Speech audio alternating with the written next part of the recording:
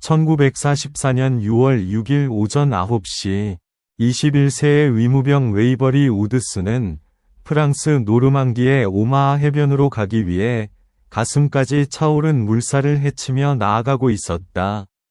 그곳은 나치가 점령한 유럽 중에서도 가장 강력하게 방어된 지역이었다. 그의 다리는 파편에 찢겨 피로 물들었고 허벅지와 엉덩이 그리고 등에 깊은 상처가 나 있었다. 그의 곁에 있던 병사는 이미 죽었고 상륙정은 산산이 부서져 있었다. 이성적으로 생각하는 사람이라면 당연히 치료를 우선했을 것이고 보통의 군인이라면 엄폐 후 구조를 기다렸을 것이다. 그러나 우드스는 평범하지 않았다. 그는 자신의 부상을 무시하고 위료 가방을 움켜쥔 채 절망에 찬 비명소리를 향해 달려갔다. 그 후 30시간 동안 자신의 피가 멈추지 않는 가운데 그는 200명 이상의 생명을 구했다. 그는 절단 수술을 집도하고 파도 속에서 익사 직전의 병사들을 구했으며 끊임없이 쏟아지는 기관총 사격 속에서도 응급수술을 이어갔다. 결국 그는 피로와 과다출혈로 쓰러졌다. 그러나 미군은 그에게 어떤 훈장도, 공로장도, 심지어 단순한 감사조차 주지 않았다. 이것이 바로 미국의 잊혀진 영웅, 인종의 장벽을 넘어선 그의 용기와 그럼에도 불구하고 인정받지 못한 한 남자의 비극적인 이야기이다. 웨이버리 우드슨이 D-Day에서 이루어낸 위대한 업적을 온전히 이해하기 위해서는 전쟁 이전에 그가 어떤 사람이었는지를 먼저 알아야 한다. 1922년 8월 3일 펜실베이니아주 필라델피아에서 태어난 웨이버리 버나드 우드슨 주니어는 우편 배달부로 일하는 아버지 밑에서 노동계층의 동네에서 자랐다. 그는 매우 뛰어난 학생이었고 모두가 그의 앞날에 큰 성공이 기다리고 있다고 믿었다. 오버브룩 고등학교를 졸업한 후 그는 흑인 학생들을 받아주는 몇 안 되는 대학 중 하나인 펜실베이니아 옥스퍼드의 링컨 대학교에 진학해 의학 예비 과정을 시작했다. 그의 가장 큰 꿈은 의사가 되어 병든 사람을 치료하고 세상을 더 나은 곳으로 만드는 것이었다. 그러나 1941년 12월 7일 진주만 공습이 일어나면서 그의 인생은 완전히 바뀌었다. 수많은 젊은 미국인들과 마찬가지로 우드슨도 조국을 위해 복무해야 한다는 강한 사명감을 느꼈다. 하지만 많은 백인 또래들이 군 복무를 영광과 모험의 길로 여겼던 것과 달리 우드슨은 자신이 마주할 현실의 냉혹함을 명확히 알고 있었다.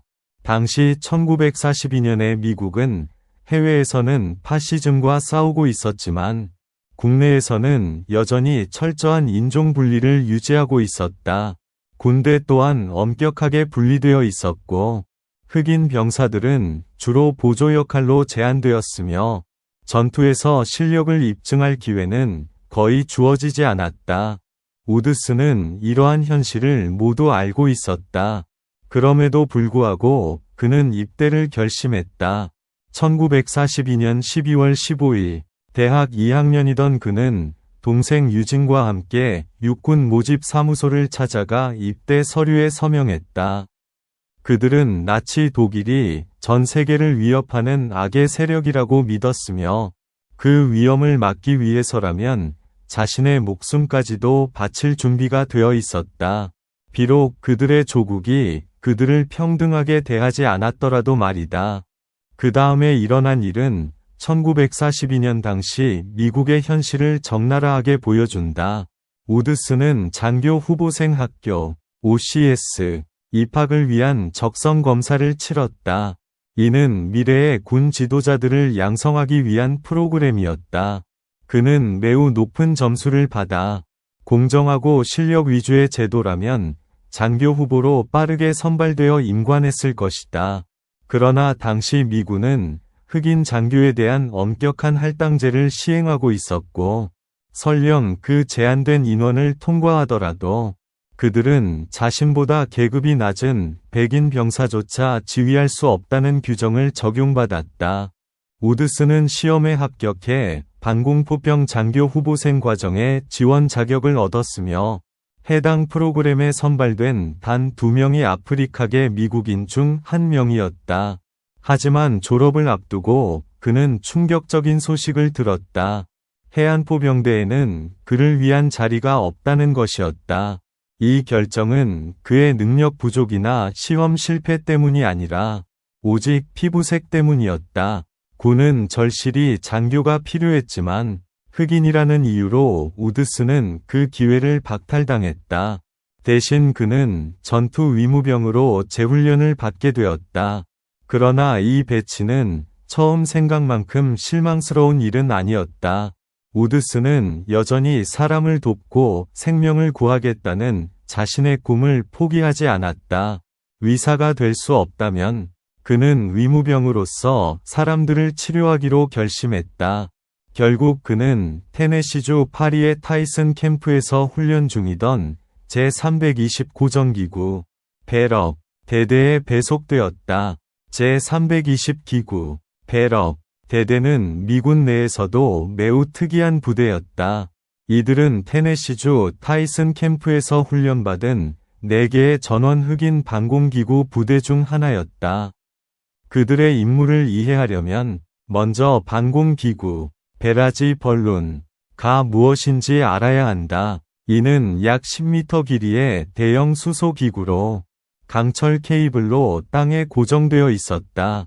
최대 약 600m 높이까지 띄울 수 있었으며 그 목적은 철저히 방어적이었다. 적 항공기가 지상 목표를 기총사격하거나 폭격하려 할 때 기구의 케이블에 걸리지 않기 위해 더 높은 고도로 비행해야 했고 그로 인해 명중률이 떨어지고 대공포에 더 취약해졌다. 일부 기구의 케이블에는 소형 폭약이 부착되어 있었는데 적기가 케이블에 부딪히면 폭발이 일어나 항공기를 손상시키거나 격추시킬 수 있었다. 이 작전은 단순하게 들릴 수 있지만 실제로는 엄청난 기술이 필요했다. 병사들은 극도로 인화성이 높은 수소를 폭발 없이 주입하는 법을 완벽히 익혀야 했다. 또한 기구를 위장하고 적의 포화 속에서도 수리하며 어떤 기상 조건에서도 이를 통제할 수 있어야 했다. 이 모든 훈련은 총 18주 동안 진행되었다. 처음 6주는 기구 조작의 기초였고 이후 12주는 기상 예측 훈련에 집중했다. 왜냐하면 방공기구는 강풍이나 폭풍에 매우 취약했기 때문이다. 320대대의 병사들은 극도의 집중력과 열정으로 훈련에 임했다. 그들은 자신들의 임무가 본질적으로 위험하다는 것을 알고 있었다. 그러나 그 누구도 자신들이 곧 역사에 남을 위대한 역할을 하게 될 것이라는 사실은 알지 못했다. 1943년 11월 제320기구 배럭 대대는 영국으로 파견되었다. 그들은 여러 달 동안 영국의 시골 지역에서 훈련을 계속하며 누구나 그 시기가 다가오고 있음을 알면서도 아무도 입 밖에 낼 수 없던 거대한 침공을 준비했다. 영국에서도 그들은 여전히 차별을 겪었지만 영국 민간인들은 많은 백인 미군보다 훨씬 따뜻하게 그들을 맞이했다. 일부 백인 미군 장교들은 영국의 술집과 마을에서 인종 분리를 강제로 시행하려 했지만 대부분의 영국인들은 그러한 명령을 무시했다. 320대대의 병사들은 혹독하고 치밀한 훈련을 계속 이어갔다. 그들은 인류 역사상 가장 대규모의 상륙 작전을 위해 복잡한 기술들을 완벽히 다듬었다. 그리고 1944년 6월 초 마침내 최종 명령이 내려졌다. 제320기구대대는 오마하 해변과 유타 해변 양쪽에 상륙하는 첫 번째 파도에 포함될 것이었다. 그들은 D-Day에 해변에 돌격한 유일한 흑인 전투 부대가 될 예정이었다. 인종차별이 엄격했던 당시 미군에서 흑인 병사들은 대부분 보급이나 운전 같은 보조 임무로 제한되어 있었기 때문이다. 그러나 이번 작전에서 320대대는 백인 보병들과 함께 침공의 결정적인 첫 몇 시간 동안 함께 상륙하라는 명령을 받았다. 그들의 임무는 매우 중요했다. 독일군 항공기가 공격하기 전에 배에서 수소로 채워진 방공기구를 띄워 상륙 부대를 보호해야 했다. 대대의 621명이 상륙작전에 참여했고 그중 5명이 위무병이 첫 번째 파도에 포함되었다. 웨이버리 우드스는 그 5명 중 1명이었다. 1944년 6월 5일 밤, 그는 LCT 856호 상륙정에 올랐다. 거센 파도가 채널을 뒤흔들었고 물이 배 안으로 들이쳤으며 병사들은 심한 멀미로 구토를 했다. 우드슨도 구역질을 느꼈지만 오직 자신의 임무에만 집중했다. 그는 꼼꼼히 위료 장비를 점검했다. 붕대, 모르핀, 설파제, 혈장, 지혈대, 외과용 도구, 전장의 한가운데에서 생명을 구하기 위해 필요한 모든 것이 그의 손안에 있었다. 새벽 어둠 속에서 상륙정이 프랑스 해안에 가까워지자 독일군의 해안 방어선이 일제히 불을 뿜었다. 포탄이 머리 위로 날아가며 울부짖었고 기관총탄이 바다를 갈랐다. 그때 짙은 어둠 속에서 LCT 856호가 기뢰에 부딪혔다. 폭발은 치명적이었다. 배는 순식간에 동력을 잃고 표류하기 시작했다. 밀려오는 조류가 고장난 상륙정을 해안 쪽으로 밀어붙이는 동안 독일군의 88mm 포탄이 LCT를 직격했다. 그 포탄은 우드슨 바로 옆에 있던 병사를 즉시 죽였다. 파편은 분노한 말벌떼처럼 상륙정을 휘저으며 우드슨의 몸 곳곳을 찢어놓았다. 그의 사타구니, 허벅지 안쪽, 엉덩이, 그리고 등에 파편이 박혔다. 피가 즉시 터져 나왔고 전신을 타고 흐르며 고통은 견딜 수 없을 만큼 컸다. 그 순간 우드슨은 자신이 죽어가고 있다고 느꼈다. 상륙정은 여전히 조종불능 상태로 해안을 향해 떠밀렸고 독일군의 포격은 멈추지 않았다. 배에 타고 있던 해군 인원 26명 중 살아남은 사람은 단 1명뿐이었다. 독일군은 무자비했다. 기관총탄으로 갑판 위를 휩쓴 뒤 박격포탄으로 배 전체를 초토화시켰다. 웨이버리 우드슨은 이미 심각한 부상을 입고 피를 흘리며 의식을 잃기 직전이었다. 그는 아직 해변에 발조차 내딛지 못한 상태였다. 오전 9시 30분경 상륙정은 마침내 오마하 해변에 닿았다. 우드슨은 고통으로 굳어버린 몸을 억지로 움직였다. 한 걸음 내디딜 때마다 통증이 온몸을 찢어놓았지만 그는 LCT 안에 남아있는 것이 곧 죽음을 의미한다는 것을 알고 있었다. 그는 위무 가방을 움켜쥐고 피로 붉게 물든 파도 속으로 몸을 던졌다. 바닷물은 핏빛으로 물들어 있었고 사방에는 시체가 떠다녔다. 부상병들이 절규하며 도움을 외쳤다. 절벽 위의 독일군 기관총은 여전히 불을 뿜으며 물과 모래를 폭발시켰다. 이것이 바로 웨이버리 우드슨 인생의 결정적 순간이었다. 그는 부상당했고 피를 흘리고 있었으며 이미 충격 상태였다. 누구라도 치료를 받거나 엄폐를 찾고 목숨을 지키려 했을 것이다. 하지만 우드슨은 주변의 참혹한 광경을 바라보며 단 하나의 결심을 내렸다. 그는 자신의 임무를 다하기로 했다. 그에게 자신의 상처는 더 이상 중요하지 않았다. 그는 해변을 달리며 부상자 한 명 한 명에게 다가갔다. 상처를 확인하고 지혈대를 묶고 모르핀을 주사하고 피를 먹게 했다. 독일군의 총성이 계속 울렸고 박격포탄이 주변에서 터졌으며 탄환이 머리 위를 스쳤다. 그러나 우드슨은 그 모든 것을 무시했다. 그는 기계처럼 정확하고 빠르게 움직였다. 가장 위중한 부상자부터 치료하고 다음 병사에게로 달려갔다. 그렇게 그는 한 사람씩 또 한 사람씩 생명을 구해냈다. 그러던 중 D-Day의 혼란 속에서도 믿기 어려운 일이 벌어졌다. 4명의 병사가 거센 파도 속에서 장비의 무게와 역류하는 조류에 휩쓸려 익사 직전에 놓였다.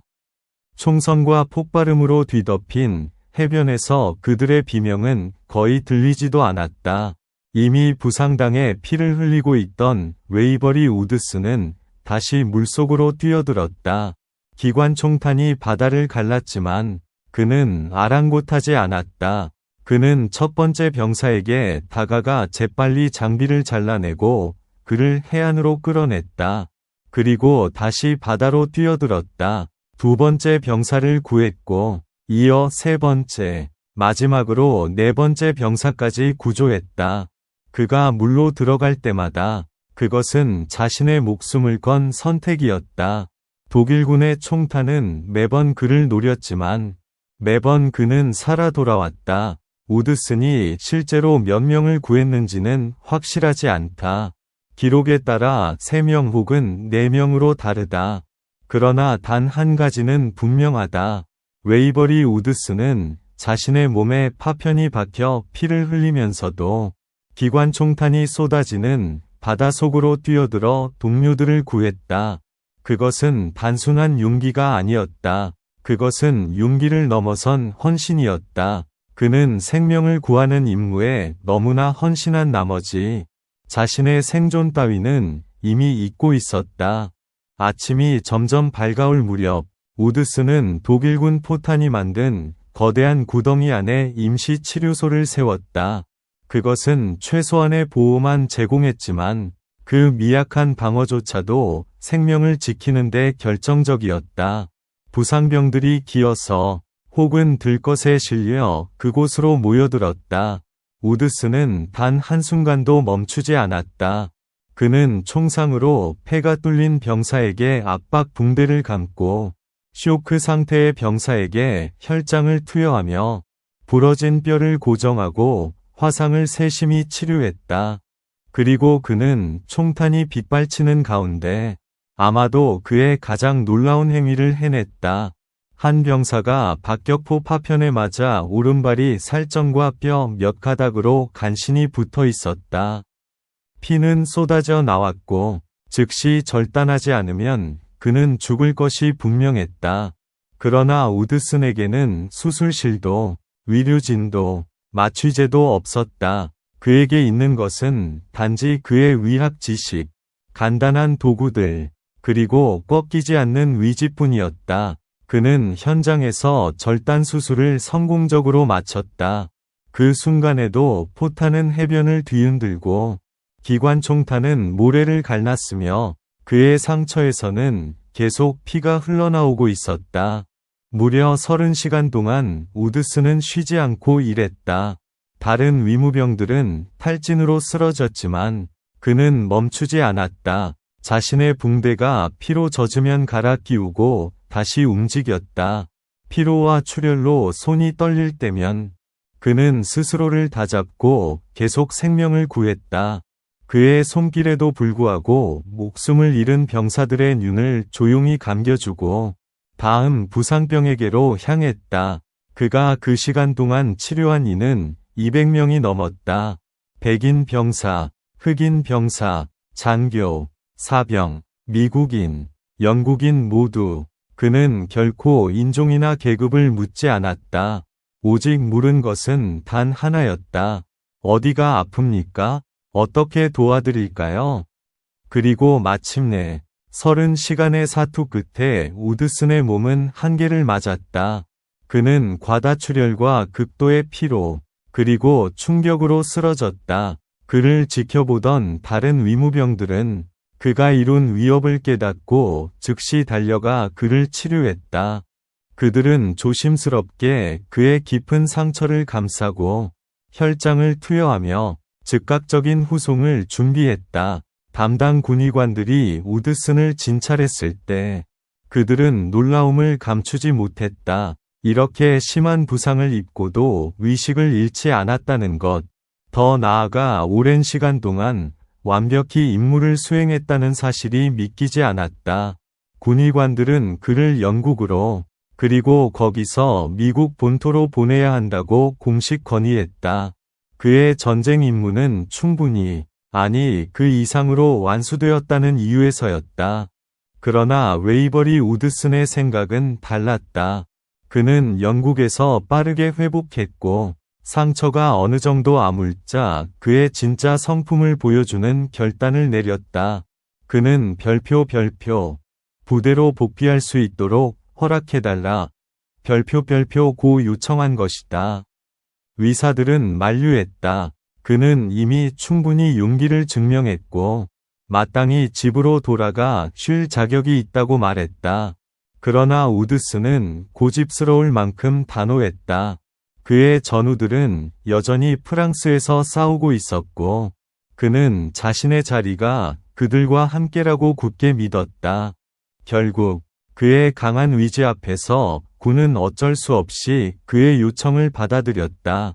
그들의 마음속엔 망설임이 있었지만 누구도 그의 결심을 꺾을 수는 없었다. 320번째 배럭 풍선대대 320th 베라지 벌룬 바탈리언은 무려 140일 동안 프랑스 깊숙한 곳에서 작전을 이어갔다. 그들의 주요 임무는 독일군의 공습으로부터 주요 교량, 대규모 보급 창고, 그리고 여러 연합군 사령부를 보호하는 것이었다. 거대한 헬륨 풍선들이 밤낮으로 하늘에 떠 있었고 이로 인해 루프트바페 조종사들은 훨씬 더 높은 고도로 날 수밖에 없었으며 그 결과 연합군 대공포에 손쉬운 표적이 되었다. 그들의 임무 수행은 완벽했다. 연합군 최고사령관 드와이트 D. 아이젠하워 장군조차 직접 찬사를 보냈다. 그는 보고서에서 320대대는 유럽 전선의 어떤 부대와도 견줄 수 있는 용기와 전문성을 보여주었다. 고 명확히 기록했다. 유타 해변, 유타 비치에서는 상륙 후 불과 몇 시간 만에 175개의 풍선이 하늘로 올랐다. 오마하 해변, 오마하 비치의 상황은 훨씬 열악했지만 320대대는 그 속에서도 40개의 풍선을 띄우는 데 성공했다. 이 방어용 풍선들은 노르망디 전역이 끝날 때까지 작동하며 내륙으로 진격하는 연합군에게 결정적인 보호막이 되어 주었다. 독일 조종사들은 곧 이 치명적인 풍선 장벽을 피해야 한다는 사실을 깨달았다. 그러나 이를 무시한 자들은 혹독한 대가를 치렀다. 다수의 루프트바페 전투기가 풍선 케이블에 걸려 추락하거나 높은 고도로 올라간 직후 대공포의 직격탄을 맞고 격추되었다. 320번째 배럭 풍선대대는 많은 이들의 의심을 완전히 뒤집었다. 그들은 D-Day 첫 물결에 상륙했고 지옥 같은 전투 속에서도 임무를 완벽히 수행했으며 무엇보다도 용기와 능력은 결코 피부색과 상관없다는 사실을 세상에 증명했다. 하지만 320대대 전체가 어느 정도의 인정을 받은 것과 달리 웨이버리 우드슨 게이는 아무런 보상도 받지 못했다. 그의 백인 상관이었던 별표 윌리엄 에데어 대위, 캡틴 윌리엄 어데어 별표는 그를 공식적으로 미국 최고 군사훈장인 명예훈장, 메달 오브 아너 후보로 추천했다. 그 추천서는 지휘 체계를 따라 상부로 전달되었고 유럽 전선의 보급 사령관이자 흑인 병사들의 확고한 지지자였던 존 C. H. 리, 제너럴 존 C. H. 리 장군의 결정적인 승인까지 받았다. 리 장군은 확신했다. 우드슨이 오마하 해변에서 보여준 행동은 나라가 줄 수 있는 최고의 명예에 갑한다. 그러나 그 추천서는 워싱턴 D.C.로 향하는 도중 스퍼로스 사라졌다. 어디선가 이유도 기록도 없이 일부 기록은 그 추천이 별표 브론즈 스타, 별표로 격화되었다고 말한다. 또 다른 기록은 그것이 군 행정의 어둠 속으로 완전히 증발해버렸다고 말한다. 그러나 단 한 가지는 분명하다. 웨이버리 우드슨. 그는 자신의 몸에서 피를 흘리며 200명 이상의 생명을 구했다. 그럼에도 그는 아무것도 받지 못했다. 명예훈장도, 공로훈장, 디스팅귀시드 서비스 크로스, 도, 심지어 승인되었다던 브론즈 스타조차도 그는 조국을 위해 모든 것을 바쳤지만 조국은 그를 잊었다. 웨이버리 우드슨이 받은 부당한 무시는 비슷한 용맹을 보인 백인 의무병들이 받은 대우와 극명한 대조를 이룬다. 그 대표적인 예가 바로 별표 데스몬드 도스, 별표이다. 그는 무기를 들기를 거부한 제7이란 시기의 수재림교 신자로서 태평양 전선에서 전투 의무병으로 복무했다. 도스는 별표 오키나와 전투, 배틀 오브 오키나와 별표에서 단신으로 75명의 병사를 절벽 아래로 내려 구해냈고 포탄이 쏟아지는 와중에도 멈추지 않았다. 그 놀라운 용기 덕분에 그는 별표 미국 최고 군사훈장인 명예훈장, 메달 오브 아너, 별표를 받았다. 그의 업적은 위대했고 그 상은 마땅했다. 하지만 도스가 구한 이는 75명, 우드슨은 200명이 넘었다. 도스는 몇 시간 동안 사격 속에서 일했지만 우드슨은 30시간 연속으로, 그것도 부상을 입은 채 피를 흘리며 싸웠다. 그럼에도 도스는 책과 영화로 기려진 국민적 영웅이 되었고 우드슨은 역사의 그림자 속에 남았다. 이 불공정한 패턴은 미군 전체에 퍼져 있었다. 제2차 세계대전 중 수여된 464개의 명예훈장 가운데 흑인 병사에게 수여된 것은 단 하나도 없었다. 그 이유는 결코 용기의 부족이 아니었다. 터스키기 비행단, 터스케지 에어먼, 761 전차대대, 92 보병사단 등 수많은 흑인 부대의 기록은 그들의 용맹함을 분명히 증명한다. 그러나 진정한 영웅에게 필요한 것은 용기만이 아니었다. 완벽한 기록, 목격자 진술, 그리고 상급자의 지휘 승인이 필요했다. 하지만 분리된 인종 체계 아래에서 이러한 요소들은 종종 사라졌다. 흑인 병사를 옹호한 지휘관들의 추천서는 막혔고 백인 병사들의 목격담은 무시되거나 아예 수집되지 않았다. 무엇보다 결정적인 문제는 훈장을 결정하는 자들 대부분이 당시 미국 사회에 만연한 인종차별 위식에 깊이 젖어 있었다는 점이다. 그 결과 수많은 흑인 용사들이 마땅히 받아야 할 영예를 박탈당했고 그 부당함은 수십 년 동안 이어졌다. 1997년 전쟁이 끝난 지 52년이 지난 후 빌 클린턴 대통령은 이 역사적 부당함을 바로잡기 위한 노력을 시작했다. 미 육군은 왜 제2차 세계대전에서 단 한 명의 흑인 병사도 별표 명예훈장, 메달 오브 아너, 별표를 받지 못했는지에 대한 대대적인 조사를 실시했다. 그 결론은 명확했다. 인종차별이 주된 이유였다. 1997년 1월 13일 클린턴 대통령은 백악관에서 기념식을 열고 제2차 세계대전 중 용맹한 전투를 펼친 7명의 흑인 병사에게 명예훈장을 수여했다.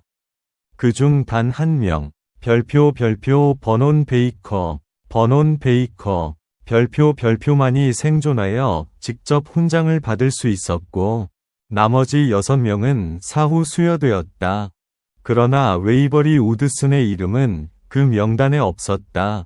그의 영웅적인 별표 오마하 해변, 오마하 비치, 별표 위 행적은 여전히 잃어버린 서류와 희미해진 기억 속에 묻혀 있었다. 육군의 조사는 주로 보병부대의 전투행위에 초점을 맞추었으며 특히 추천서가 사라지거나 파기된 위무병들은 체계적으로 검토되지 않았다. 그리하여 이 역사적 불공정은 여전히 계속되었다. 전쟁이 끝난 후 웨이버리 우드스는 고향으로 돌아왔다. 그는 200명 이상의 생명을 구했고 상상을 초월한 용기와 명예로 복무했다. 그는 군인이 증명할 수 있는 모든 것을 증명했지만 그가 받은 것은 단지 미국의 침묵이었다. 그의 전후 삶은 그의 강인한 성품과 함께 여전히 인종차별로 분열된 미국 사회로 돌아온 흑인 참전용사들이 겪은 더 큰 비극을 보여준다. 우드스는 별표 GI법, GI 빌, 별표를 이용해 별표 링컨 대학교, 링컨 유니버시티, 별표에서 학업을 마쳤고 1950년에 졸업했다. 이후 위약기술학, 위공학, 대학원 과정을 밟았다. 그는 1952년 아내 별표 조안느, 별표과 결혼해 세 자녀를 키우며 행복한 가정을 꾸렸다. 그는 메릴랜드주 베데스다의 별표 국립해군의료센터, 내셔널 네이블 메디컬 센터, 별표에서 근무를 시작했고, 이후 1959년부터 1980년까지 별표 국립보건원, NIH, 별표에서 위약기술자 및 감독관으로 근무했다.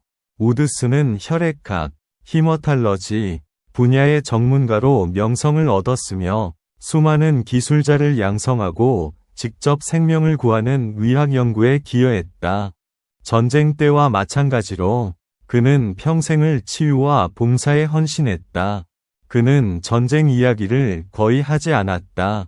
가족은 그가 별표 노르망디 상륙작전, D-Day, 별표에 참여했음을 알았지만 그는 자세히 말하지 않았다. 그는 인정을 구하지 않았고 회고록을 쓰지 않았으며 명예를 좇지 않았다. 그의 이러한 조용한 태도는 쓴 감정도 망각도 아닌 오직 하나의 신념에서 비롯된 것이었다.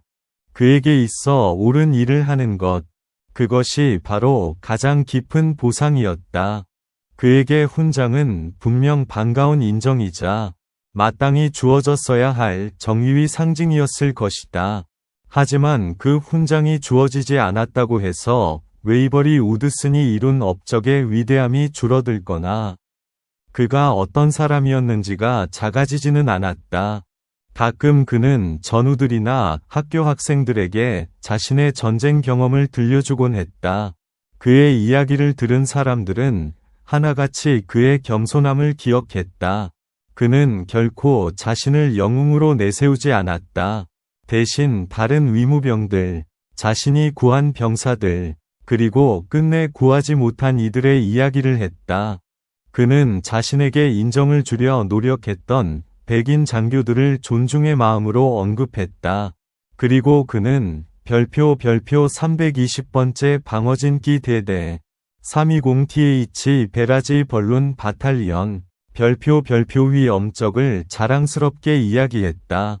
하지만 그는 한 번도 불평하지 않았다. 그 어떤 불공정함에도 분노를 드러내지 않았다. 어쩌면 그의 조용한 태도를 수능으로 오해할 수도 있다. 그러나 그를 진심으로 아는 사람이라면 알았다. 그는 이미 별표 오마하 해변, 오마하 비치, 별표에서 스스로를 증명했다는 것을. 그는 자신이 한 일을 알고 있었다. 그는 자신이 200명 이상의 생명을 구했다는 사실을 알고 있었다. 나라의 인정은 분명 의미 있었겠지만 그것이 없다고 해서 진실이 변하는 것은 아니었다. 그는 그 자리에 있었고 그는 자신의 임무를 다했으며 그는 사람들의 생명을 구했다. 그에게 그것이면 충분했다. 1994년 프랑스 정부는 별표 320번째 방어진기 대대, 320th 베라지 벌룬 바탈리언 별표의 생존자들을 프랑스로 초청해 노르망디 상륙작전 D-Day 50주년 기념식에 참석하게 했다.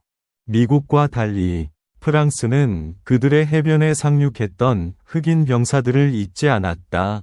웨이버리 우드스는 그 초청에 응했다.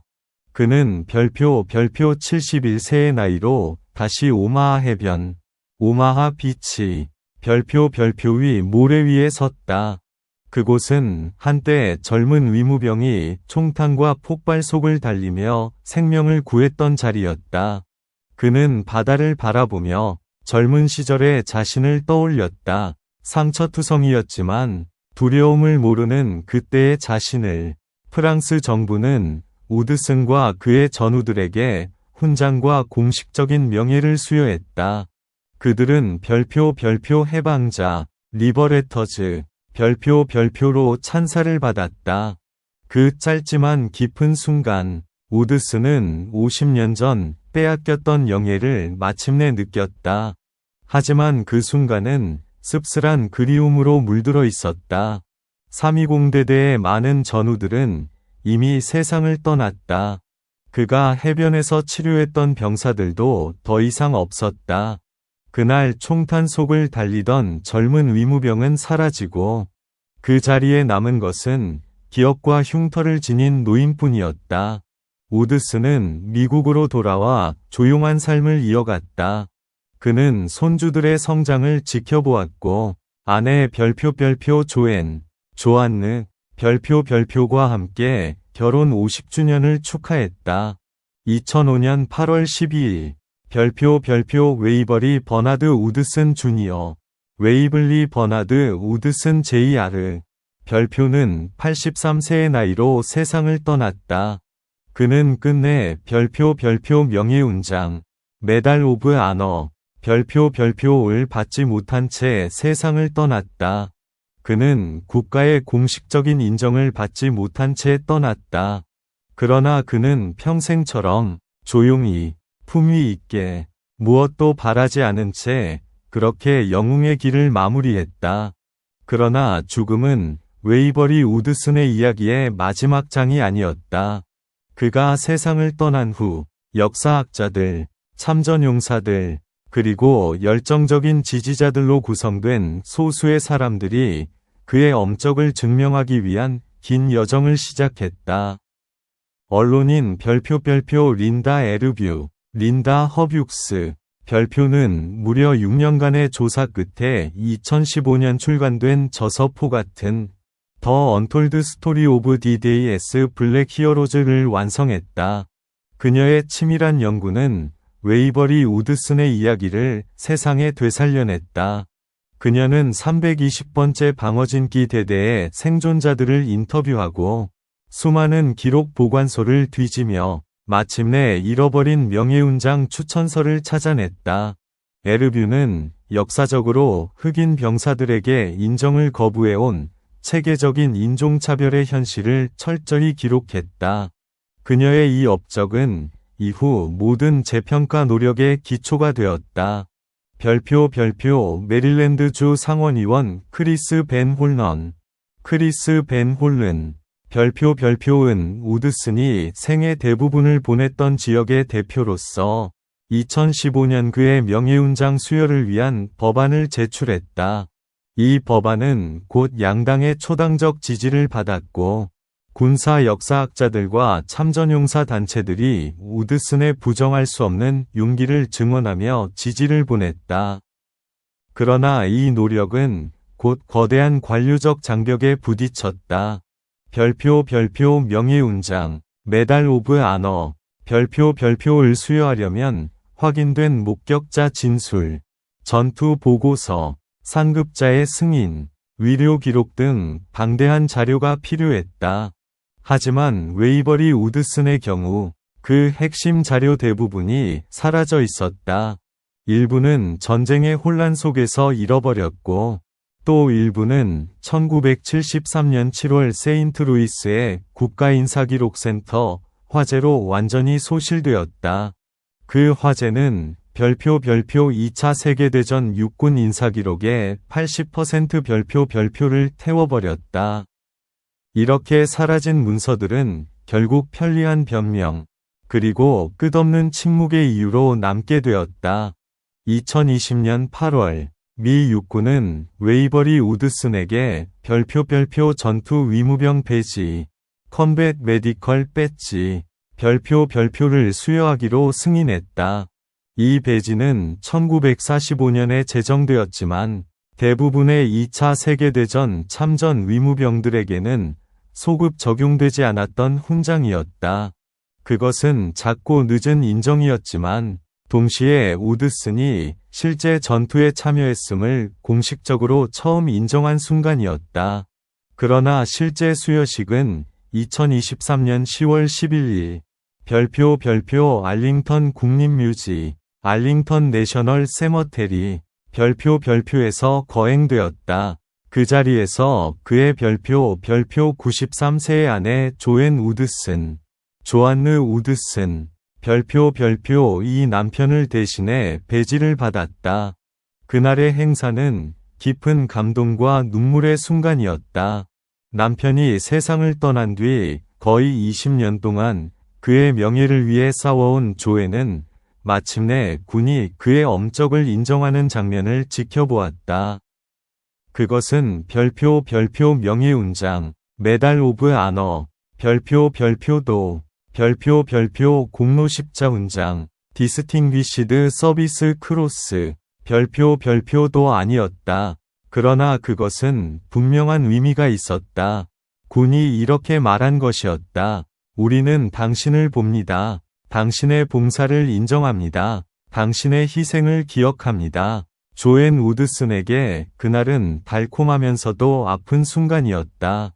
그녀는 남편이 훨씬 더 큰 영예를 받을 자격이 있었다고 알고 있었다. 그는 생전에 그 인정을 받았어야 했다. 하지만 이제 그의 이야기가 마침내 완전하게 세상에 알려지고 그의 이름이 기억 속에 살아남게 된 것에 대해 그녀는 진심으로 감사했다. 2024년 6월 3일 별표 미 국방부 디파트먼트 오브 디펜스 별표는 역사적인 발표를 했다. 별표 웨이블리 우드슨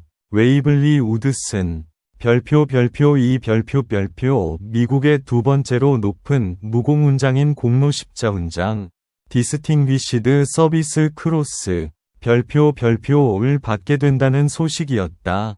이 발표는 그가 별표 오마하 해변, 오마하 비치, 별표에서 영웅적인 행동을 보인 지 79년 362일 만에 이루어진 것이었다. 공식 수여식은 2024년 9월 24일 별표 백악관, 화이트 하우스, 별표에서 거행되었다. 이날 별표 94세의 조안느 우드슨 별표은 건강이 약한 상태에서도 남편을 대신해 참석했다. 그녀와 함께 자녀들과 손주들이 자리를 함께했다. 별표 조 바이든 대통령, 프레지던트 조 바이든 별표은 직접 훈장을 수여하며 우드슨이 보여준 엄청난 용기와 그가 오랫동안 정당한 인정을 받지 못한 깊은 부당함에 대해 감동적으로 연설했다. 이 감격적인 장면은 전국적인 뉴스로 보도되었고, 마침내 80년 가까운 세월이 지난 후, 미국은 웨이버리 우드슨이 이뤄낸 위대한 업적을 공개적으로, 그리고 진심으로 인정하기 시작했다. 그날, 세상은 한 가지 진실을 다시금 깨달았다. 정의는 늦게 올 수 있지만, 결코 잊히지 않는다. 별표 공로십자훈장, 디스팅귀시드 서비스 크로스, 별표은 미국에서 두 번째로 높은 무공훈장으로 전투 중의 비범한 용기와 희생정신을 인정받은 자에게 수여된다. 별표 웨이블리 우드슨, 별표 이 훈장을 받게 된 것은 깊은 의미를 지닌 역사적 순간이었다. 그러나 그의 가족은 이 영예로운 순간에도 별표 그가 받아야 할 최고 영예, 명예훈장, 메달 오브 아너를 위해 싸움을 멈추지 않았다. 그의 업적은 압도적인 증거들로 입증되어 있다. 그는 200명 이상의 생명을 구했으며 심각한 부상을 입은 상태에서도 30시간 연속으로 부상병을 치료했다. 그는 포탄이 쏟아지는 전장 한가운데서 절단 수술을 집도했고 기관총 사격 속에서 바다에 빠진 병사들을 구해냈으며 심지어 후송된 후 다시 전투에 복귀했다. 그의 행동은 어떤 기준으로 보더라도 명예훈장 수훈 요건을 완벽히 충족한다. 하지만 관료주의의 벽은 여전히 높았다. 명예훈장은 사건 발생 후 오랜 세월이 지난 뒤 수여될 경우, 특히 기록이 불완전할 때는 미 의회의 승인이 필수적이다. 크리스 벤 홀른 상원의원은 여러 차례 관련 법안을 제출했지만 모두 광범위한 지지를 받았음에도 결국 통과되지 못했다. 2022년 4월 미 육군은 일리노이주 록아일랜드 병참기지의 보건소를 웨이버리 B. 우드슨 주니어 육군 보건소, 웨이블리 B. 우드슨 주니어 아미 헬스 클리닉로 명명하며 그의 군 및 의학적 공헌을 공식적으로 기렸다. 또한 2024년 7월 12일 필라델피아 시는 별표 별 60번가 60S 스트리트 별표 위 일부 구간을 웨이버리 B. 우드슨 주니어 웨이, 웨이블리 B. 우드슨 주니어 웨이로 개명했다. 그가 원하지 않았던 명예였지만 도시는 마침내 자신들의 진정한 영웅을 기념한 것이었다. 그리고 2024년 6월 별표 내셔널 지오그래픽 별표은 다큐멘터리 이레이지 노 컬러 오브 밸러를 공개했다. 이 작품은 우드슨의 이야기와 2차 세계대전 당시 인종차별로 인해 정당한 인정을 받지 못한 흑인 병사들의 역사를 조명했다. 군사 역사학자, 인권운동가, 그리고 우드슨의 가족들이 출연해 그의 영웅적 행위와 잃어버린 명예의 의미를 증언했다. 그 다큐멘터리가 보여준 결론은 분명했다. 문제는 기록의 부재가 아니라 이 나라가 오랫동안 흑인 병사들의 공헌과 희생을 온전히 인정하지 않았다는 사실이었다. 우리는 별표 웨이블리 우드슨 별표 1945년이나 그 이후 수십 년 동안 별표 명예훈장, 메달 오브 아너, 별표를 받지 못한 이유를 절대적으로 확실히 알 수 없을 것이다. 기록은 불완전하며 증인들은 이미 세상을 떠났고 초기 결정을 내린 지휘관들도 모두 사망했다. 그러나 역사적으로 반복된 차별의 패턴을 보면 합리적인 결론을 도출할 수 있다. 2차 세계대전 동안 흑인 병사는 단 한 명도 명예훈장을 받지 못했으며 1997년에 이루어진 늦은 수여조차 우드슨의 사례를 완전히 놓쳤다. 장애물은 깊이 체계적이었다. 흑인 부대에서 올라온 추천서는 더 엄격히 검토되었고 흑인 병사들의 목격 증언은 거의 반영되지 않았다.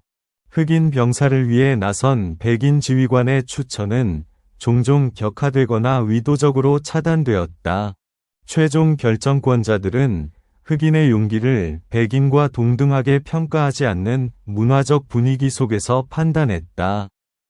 그 결과는 세대를 넘어 지속된 체계적 인정 거부였다.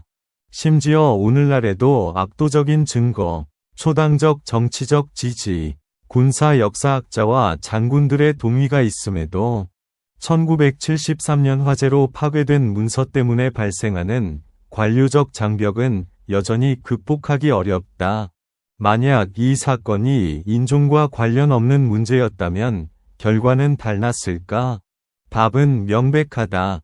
그러나 별표 웨이버리 우드슨, 웨이블리 우드슨, 별표 이야기는 동시에 인간 본성에 대한 깊고 초월적인 의미를 보여준다.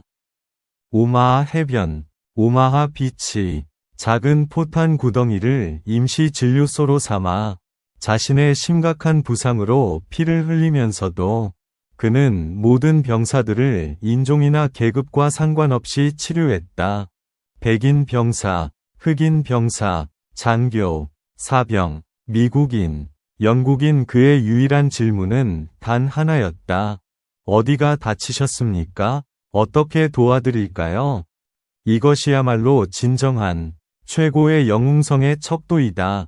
훈장이나 공개적 인정이 아니라 자신의 희생을 무릅쓰고 다른 사람을 그들의 가장 위급한 순간에 도와주는 단순하지만 깊은 행동이야말로 진정한 용기다.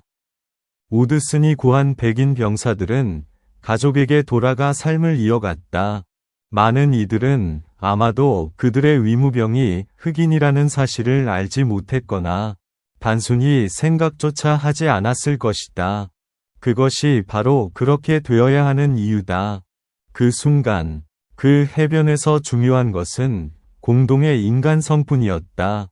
우드슨은 이를 본능적으로 이해했기에 결코 쓴 마음을 품지 않았고 인정받기 위한 캠페인을 벌이지도 않았다. 그가 한 일은 훈장이 있든 없든 본질적으로 옳았다는 사실을 알고 있었다. 이 조용하고 강력한 이해는 웨이버리 우드슨 이야기의 가장 중요한 교훈을 전한다. 즉, 진정한 인간성과 영웅이 무엇을 의미하는지에 대한 교훈이다. 그 치명적인 포탄이 그의 상륙정을 강타하고 파편이 몸을 찢었을 때 별표 웨이버리 우드슨, 웨이블리 우드슨, 별표은 당연히 각판에 남아있을 수도 있었으며 그 누구도 그를 탓하지 않았을 것이다. 하지만 그는 몸을 일으켜 구급 가방을 들고 즉시 임무를 수행했다. 수시간의 연속된 작업 끝에 참을 수 없는 고통이 찾아왔을 때 그는 임무를 중단하고 다른 위무병에게 맡길 수도 있었다. 그러나 그는 그냥 계속 나아갔다.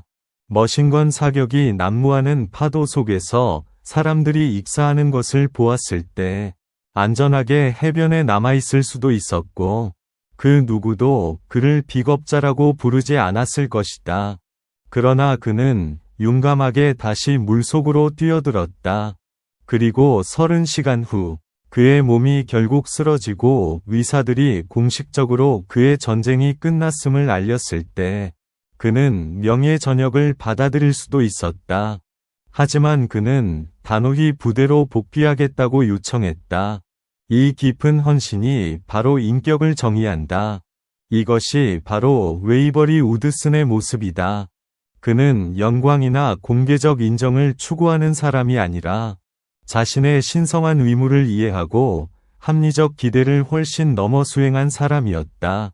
오늘날에도 별표 웨이버리 우드슨, 웨이블리 우드슨, 별표에게 별표 명예훈장, 메달 오브 아너, 별표를 수여하기 위한 결연한 노력이 계속되고 있다. 그의 아내 별표 조앤 우드슨, 조안느 우드슨, 별표은 90대 후반임에도 불구하고 여전히 지치지 않고 싸우고 있다. 상원의원 별표 반 홀렌, 벤 홀른, 별표은 의회에서 법적 추진을 이어가고 있다. 군사 역사학자들은 추가적인 확인 가능한 기록을 찾아 끊임없이 조사하고 있다. 별표 퍼스트 아미, 별표도 그의 사명을 계속 지지하고 있다. 이제는 당파를 초월한 폭넓은 인식이 자리 잡았다. 심각한 불공정이 발생했으며 이제야 바로잡아야 한다는 사실이다. 그럼에도 불구하고 명예훈장은 여전히 획득되지 못했으며 관료적 요건은 여전히 실망스러운 장애물이 되고 있다. 하지만 이 싸움은 계속된다. 단순히 메달을 위한 것이 아니라 정의를 위한 싸움이다.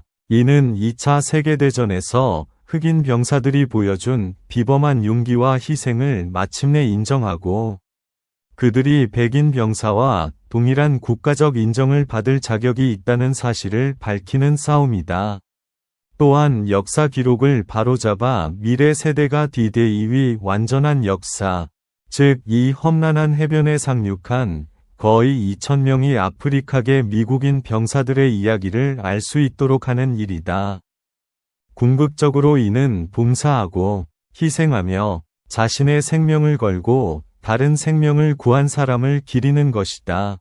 그의 이야기는 강력한 교훈을 준다. 용기는 모든 색깔에서 나올 수 있으며 진정한 영웅은 인정을 바라기보다 세상에서 가장 중요한 순간에 올바른 일을 하는 사람이라는 사실을 말이다.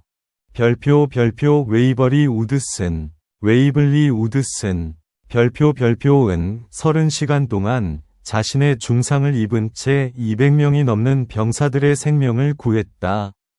그는 익사하는 병사들을 반복적으로 바다에서 구출했고 직접적인 적의 사격 속에서 전장 수술을 수행했으며 몸이 한계에 이를 때까지 쉬지 않고 일했다. 모든 것이 끝났을 때 그는 아무것도 요구하지 않았다. 단순히 다시 일하러 돌아갔다. 이것은 미국의 잊혀진 영웅에 대한 감동적이고 중요한 이야기다. 그는 노르망디 해변에서 총알이 빗발치는 순간에도 살아남는 것과 죽는 것의 차이를 만든 것은 단 한 명의 의무병의 뛰어난 기술과 무한한 용기임을 증명했다. 그는 자신이 당연히 받아야 할 인정조차 부당하게 거부다했음에도 결코 자신의 본래 모습을 잃지 않았다.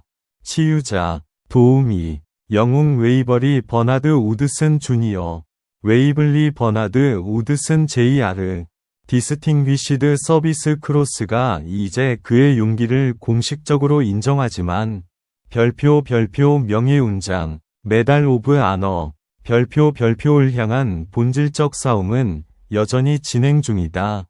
이 싸움은 정의가 완전히 최종적으로 실현될 때까지 계속될 것이다.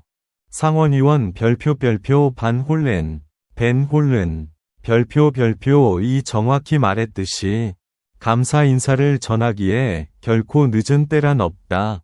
역사적 잘못을 바로잡기에 결코 늦은 때란 없다.